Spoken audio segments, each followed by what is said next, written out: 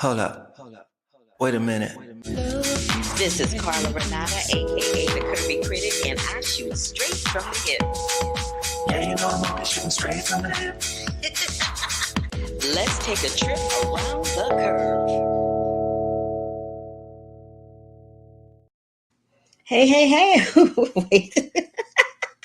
I'm like, why do I look crazy? Hi, everybody. It's your girl, Carla Renata, aka the Curvy Film Critic, and welcome back to another episode of the Curvy Critic with Carla Renata. What is up, y'all? Happy Sunday. I hope all is well. I hope you tuning into the Olympics and having a grand old time. If this is your first time joining me, give me a big thumbs up to let me know that you were here. Click that bell for notifications if you were on the YouTube, if you were watching this via Twitter, Facebook, and LinkedIn. Welcome, y'all. Let's have a party.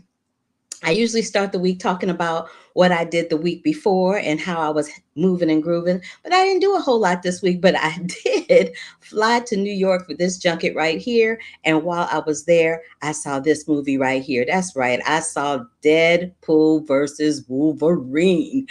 But we're going to get into a lot of films today, including those two films plus Dee Dee. And I have the cast from Dee Dee. I also have Elizabeth Taylor, The Lost Tapes, which is coming on HBO Max on August 3rd. I'm going to talk about a film I saw at Sundance called Rob Peace that is dropping, and a film that is dropping called War Game. I'm not going to talk too much about it because I am under embargo for that one until August 29th. So I may just hit that one next week.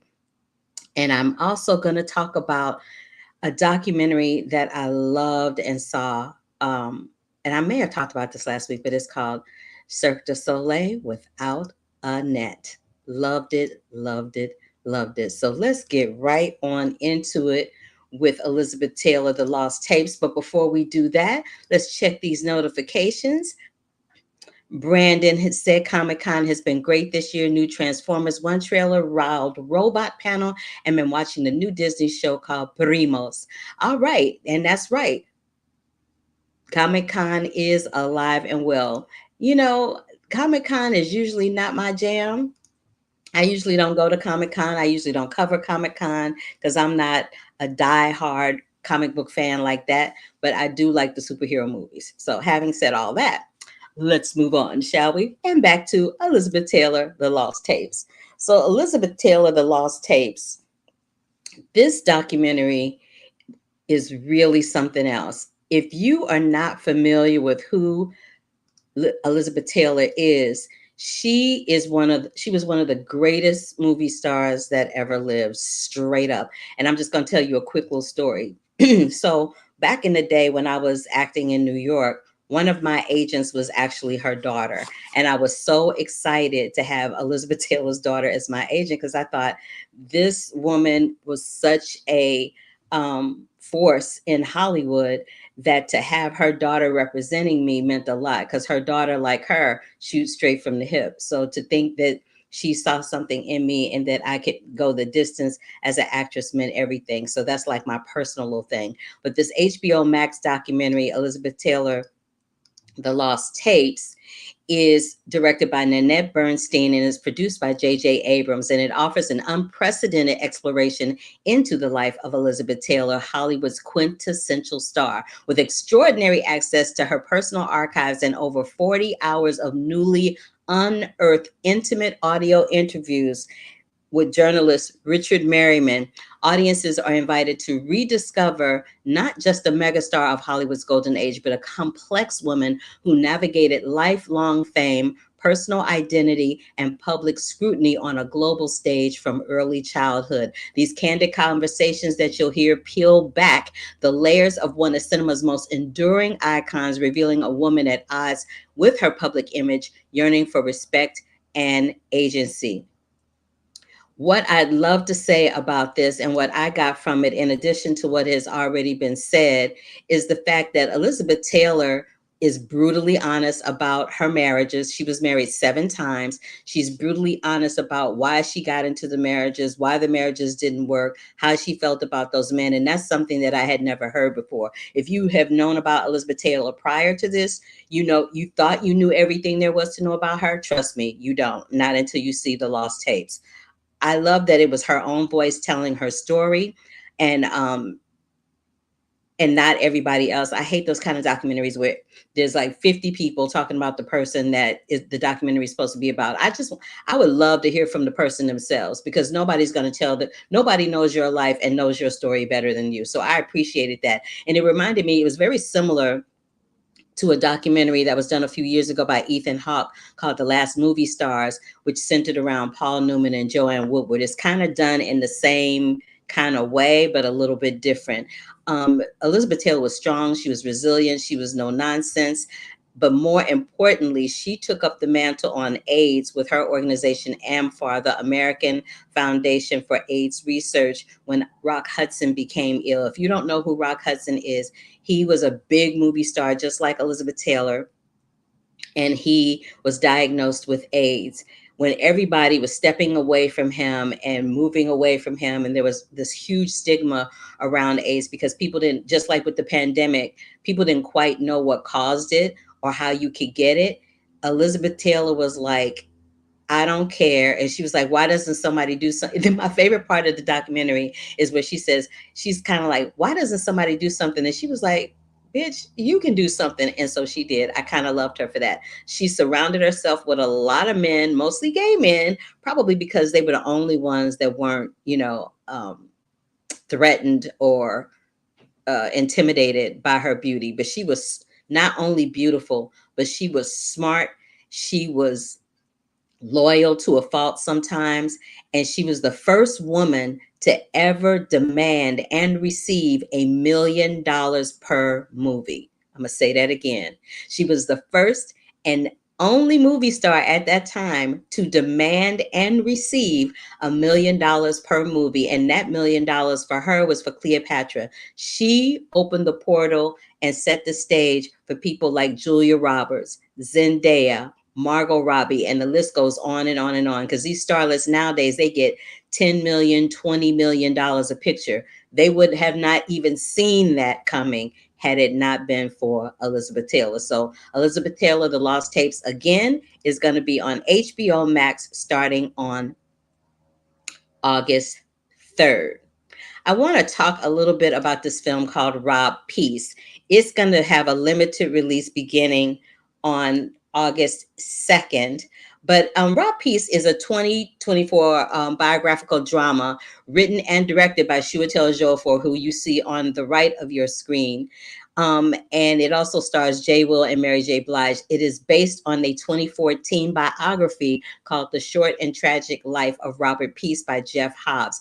I saw this when it premiered at the Sundance Film Festival earlier this year, and I was absolutely flabbergasted because, oh boy, because Rob Peace, who became a Yale graduate, he was known as Sean at the time. His father was arrested for crimes he may not have committed and turned to drug dealing in order to get, and Sean, turned to drug dealing in order to get his father out of jail. His father got the death penalty for allegedly killing these 2 girls, and his son got him out originally on a technicality, and then he got sent back to jail. While the case was being appealed. What I love about this film is there was this one part where it said kids should be seeing pictures of you while you're not in their, kids should be seeing pictures of you in a classroom and not someplace else. It's time for you to fly. That is something that one of Rob's teachers said to him in the process of him going through this whole thing. Let me tell y'all something. This film was really quite something, because you go through this amalgamation of emotions where you don't know if Rob Peace's dad actually committed this crime or if he did. Like, there's moments where you think he might have been innocent, and there's moments where you think he might be guilty, and even Rob doesn't know. But while his father was in jail the second time, he got diagnosed with cancer, and Rob used his smarts at Yale to try to figure out something to help.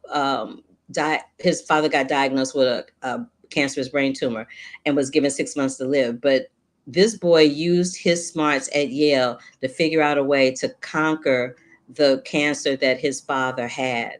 Um, it's a wonderful story, and you will be inspired and you will be really shocked at the end of it. I don't want to tell you how the end of it goes down, but you will be shocked at how it goes down, because the movie does not end the way that you think it is. And Mary J. Blige does a fantabulous job. Chiwetel Ejiofor is one of my favorite actors ever, so I was all the way in for my boy Chiwetel and love that he wrote and directed this film. It is called Rob Peace, and it goes into a limited run on August 2nd. Dee Dee, Dee Dee is this film that it's gonna make you laugh, it's gonna make you holler, it's gonna make you cry, it's gonna make you feel all the things. But it's directed and written by Oscar-nominated director Sean Wang, and it centers on Chris, who you see in that picture right there, played by Isaac Wang. He's a kid that has just entered his teens, and he is a bit of a terror. He steals from his sister, and when she makes a pretty good point that he should stop doing that, he urinates in her lotion bottle. Yeah, I'm telling you, the boy was he was a hot mess.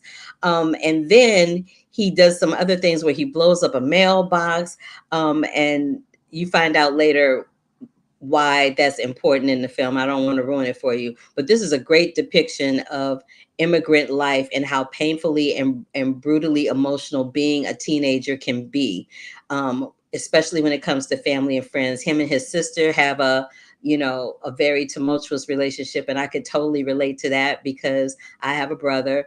Him and his mother have a weird relationship. His mother takes up for him no matter what he does. I can relate to that because my mother does the same thing with my brother. And he ends up having these friends. And when you're a teenager and you have friends, you know, the same people that you were friends with when you were 13, 9 times out of 10, you are not going to be friends with them as an adult. You probably aren't going to be friends with them through your teenage years, even through high school. And it deals with all of that.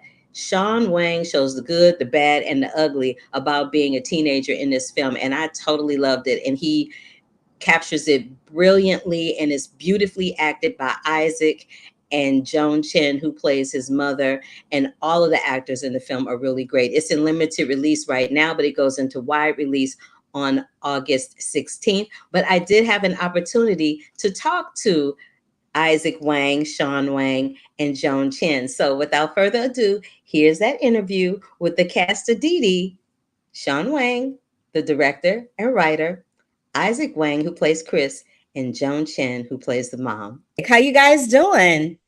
Oh, good. Pretty Thank doing. you. How you doing?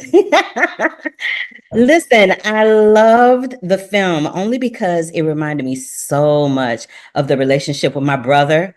I'm his older sister. And so when I saw that relationship, I hollered. And then when I saw the relationship between the mom and Wang Wang, I was like, oh, yes. I was like, I love this so much. But having said all of that, and the fact that it's like an ode to immigrants and awkward adolescence and finding friends and shifting friends during that time in life. Having said all of that, what is the most awkward moment each of you have experienced in your adolescence, or a moment when you're really glad that you did get the mom that you were dealt? Why did you throw your head back? Put that head up. Still in adolescence. Yeah, he's still in adolescence. I've had too many embarrassing moments. That's why I said, or that moment that you were really glad to know that you got the mom you got. So since you threw your head back, we're going to start with you. I think I can actually answer both really quickly. Pretty embarrassing moment is literally on the DD set when I had to kiss that apple. That was the worst. Like kiss it like you mean it. Yeah, yeah. No, Sean was giving me notes on how to passionately kiss an apple. So that was, and there's like 30, 40 people on set just like watching me. So that was embarrassing. I think a moment I'm really glad I had my mom was, I think, really, it's kind of like a passive, like, oh wow, yeah, she's here for me, because I think she's literally always here for me. There's never really been a time where she hasn't been there for me, and like I'm really, really grateful to have that. And she's really been here my entire acting journey. And so yeah, thanks, Mom. Should we turn the camera? Should we shout out? Just shout out, Mother. Shout out, Mom. No, Shout out, Mom. I'll say it for you. Thank you, Mom. You know Well, what? just Yeah. imagine how far I have been from my adolescence. Like, what could I remember? Listen, girl, I'm right there with you. I'm right there with you.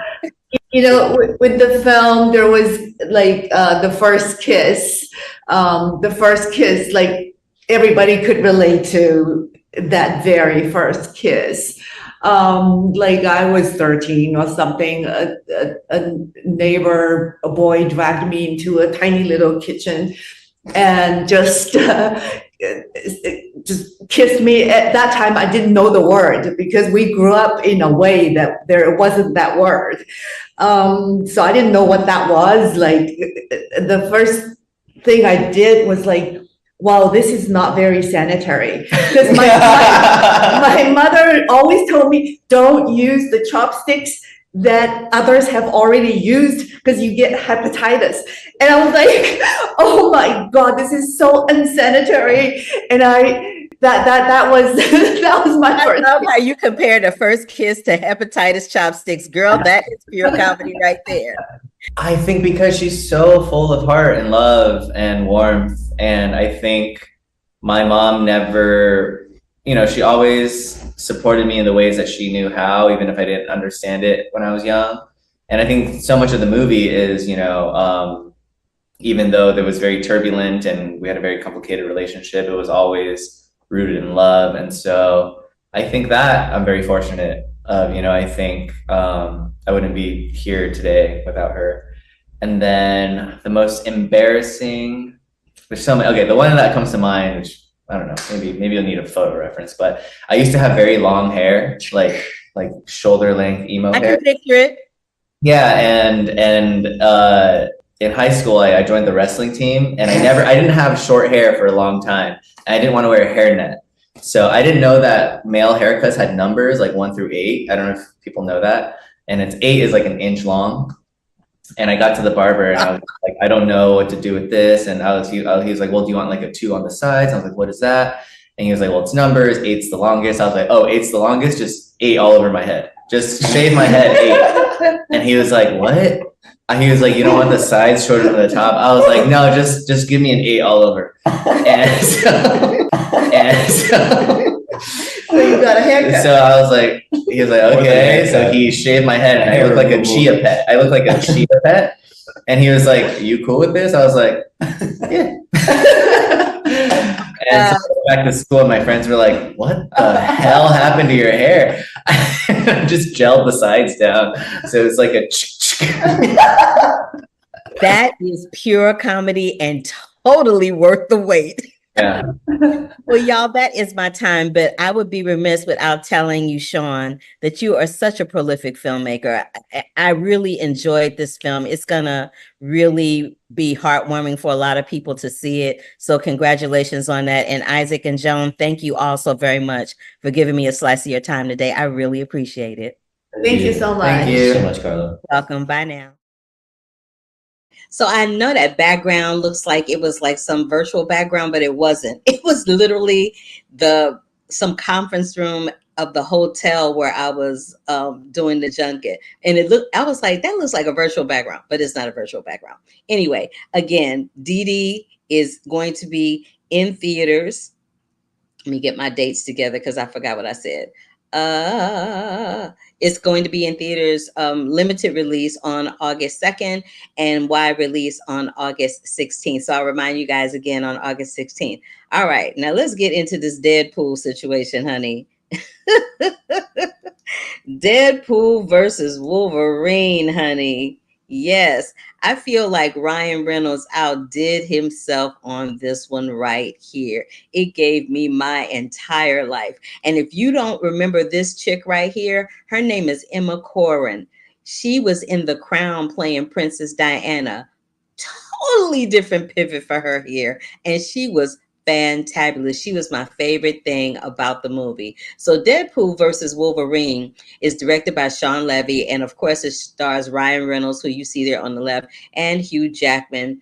And it deals with Deadpool's peaceful existence comes crashing down when the Time Variance Authority recruits him to help safeguard the multiverse. Are you with me so far? So it's another multiverse story, one of many that have dropped this year. He soon unites with his would-be pal Wolverine to complete the mission and save his world from an existential threat.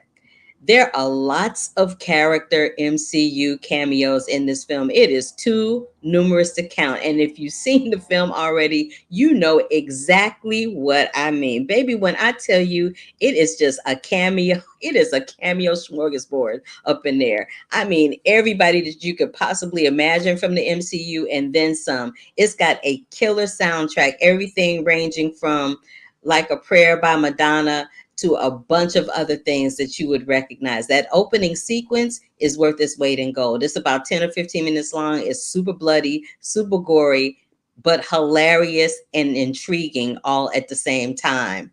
And it's bananas. But at the core of this film is more about these characters, Wolverine and Deadpool, and about them living out their lives for the people that they love and for the people that love them.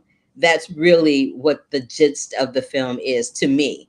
Now, other people, you know, the diehard Deadpool, MCU, Wolverine fans, I've heard and seen that some of them are not having it.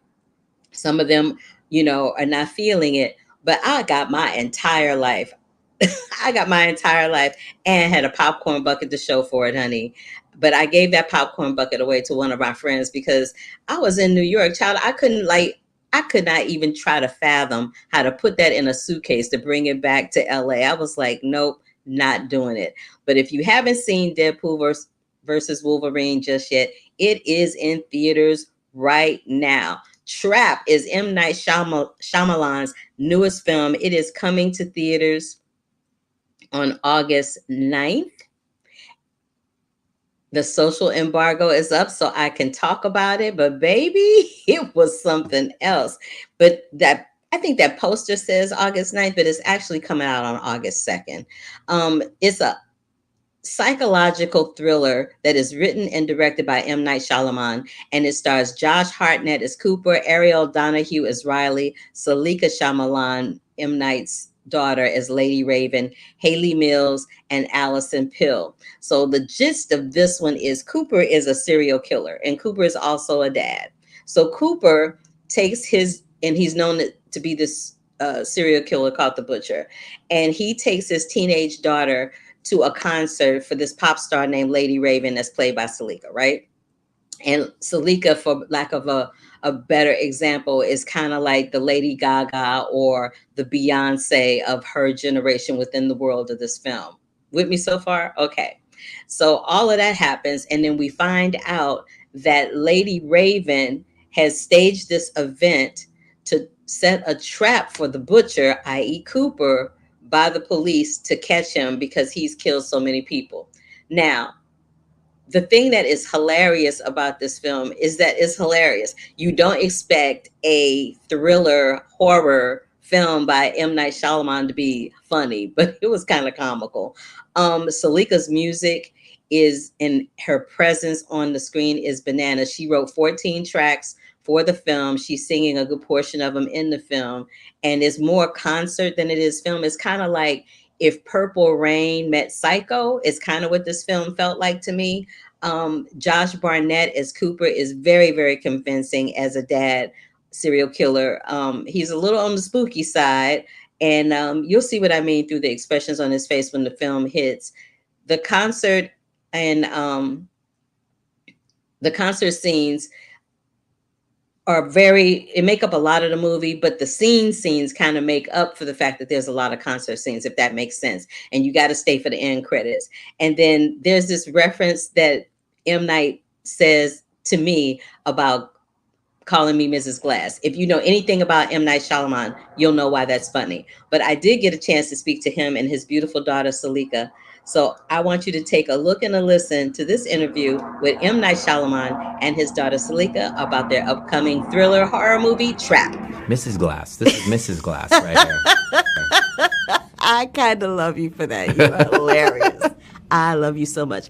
I'm such a fan of your work. This is my most esteemed pleasure to sit here to speak to you today. So thank you so much for that. So kind of you. Thank you. Oh, trust me, the more we see each other down the line, you'll know I don't say nothing I don't mean. Oh. So having said that, as I'm watching the film, I'm getting the sense of like, I know one of your favorite films is Psycho, right? Mm-hmm, of course. I'm feeling like it's a little Psycho mixed with a little Purple Rain action. Yeah. Can you tell me a little bit about how those influence this?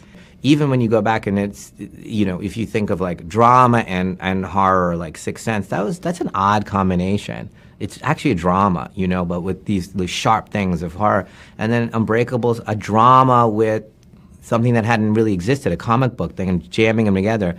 Yeah, in this one, it was kind of like, in a sense, crazy, but it's like, hey, you know, I love Die Hard, and I love Purple Rain, and I love Silence of the Lambs. Well, let's jam them together. What if I did it all together? That would be really, you know, fun and weird and inappropriate, and something about that darkness against the buoyancy of the concert really was fun. I think that's why it wrote itself so quickly.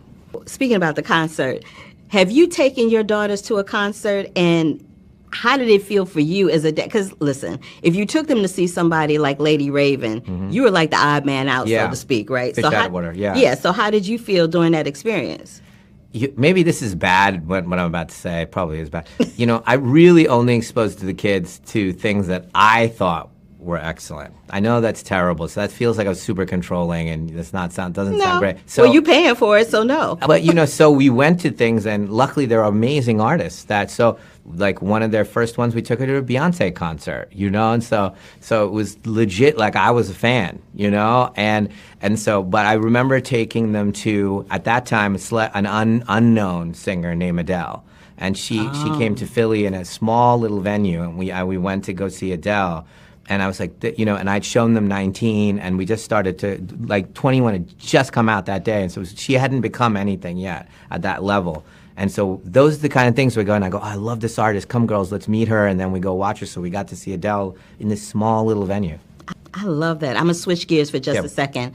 I noticed that you had Haley Mills up in this film, and you know, being a Parent Trap fan, I was like, what of all the people to play that FBI profiler? Why did you go, I got to get Haley Mills for this part right here? You know, who could be chasing him? And you know, the traditional thing is you get a guy, the guy's chasing the guy, and you know, they're at odds and they're equals that way. Well, who's his equal? Well, you don't need a physical equal for 6'3" Josh. That's not what this movie's about, you know?